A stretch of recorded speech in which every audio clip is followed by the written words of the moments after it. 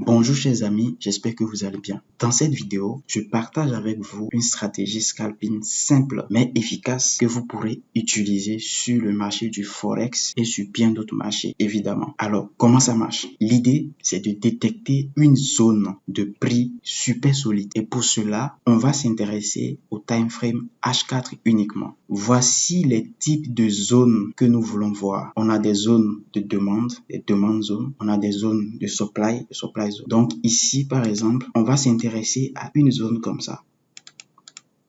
Voilà. Ça, c'est une demande zone. On va s'intéresser à ceci également. Une demande zone.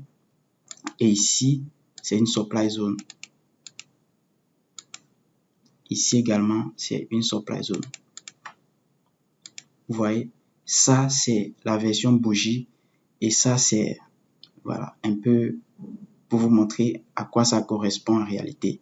On a une impulsion, on a une compression, on a une impulsion. Ceci et celui-là, c'est exactement la même chose. Vous voyez, seulement les bougies rouges et vertes qui diffèrent, mais il n'y a pas de problème, c'est la même chose.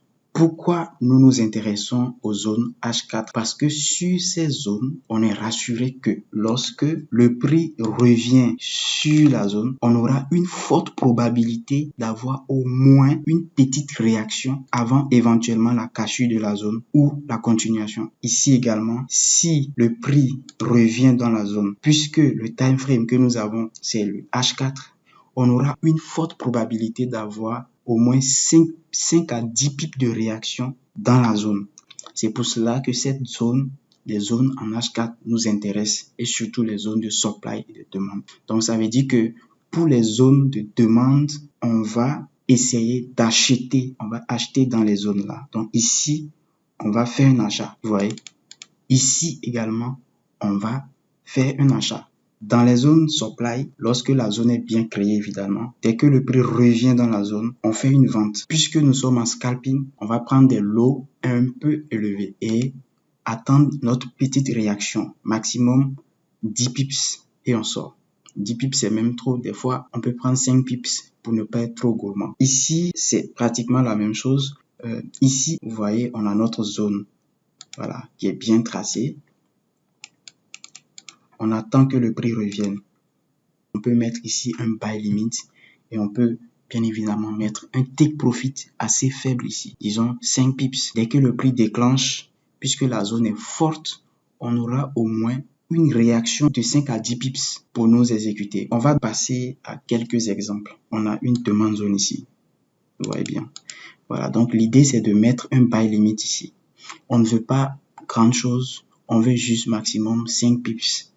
Ouais, donc ici, on a eu largement plus que ça. On a eu jusqu'à plus de 40 pips là. Et vous voyez, ici, on avait pratiquement une zone de supply cette fois-ci. Voilà. Le prix, qu'est-ce qu'il fait? Voilà, le prix, il vient ici. Ensuite, on a rapidement une réaction qui n'est pas du tout négligeable. Si on veut mesurer, vous allez voir qu'on a eu pratiquement 45 pips ici. Alors que nous voulons 5 pips. On continue. Ici, on avait une zone. Ici, on avait une zone. On a eu une réaction avec la bougie rouge qui n'est pas du tout négligeable. Même si le prix a cassé la zone, est en train de casser la zone. Ensuite, on aurait pu avoir notre 5 pips ici. Parce que je vous rappelle, on est sur un time frame H4. Vous voyez, donc si on veut mesurer ce qu'on a obtenu ici, c'était énorme en fait. Ici, on a eu pratiquement 34 pips de variation. Ici, on avait également une zone. Voilà, avec la stratégie, on aurait pu avoir largement ce qu'on voulait, 5 pips de variation. Voilà, on va passer à un autre exemple. Cette fois-ci, on vient sur l'euro USD. On est toujours en H4. Voilà, et déjà, ce qui me frappe à l'œil ici, c'est ceci. Vous voyez bien qu'on aurait pu avoir facilement 5 pips de réaction ici. Ouais, ZD. Voilà, cet exemple me plaît beaucoup. Regardez ici. On a cette zone-là. Vous allez dire, mais ici, ça n'a pas marché. Le prix a cassé. Mais pour ça, pour le savoir, on va aller en M5 pour avoir plus de détails puisque là, nous sommes en H4. on va en M5.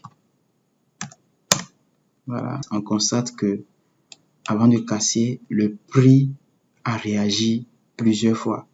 Ouais, déjà ici, le prix il a fait une bonne réaction ici. Il nous a donné 12 pips. Ensuite, le prix est entré un peu dans la zone et il nous a donné ensuite, vous voyez, jusqu'à 22 pips. Ça veut dire qu'on aurait pu facilement prendre 5 pips également ici.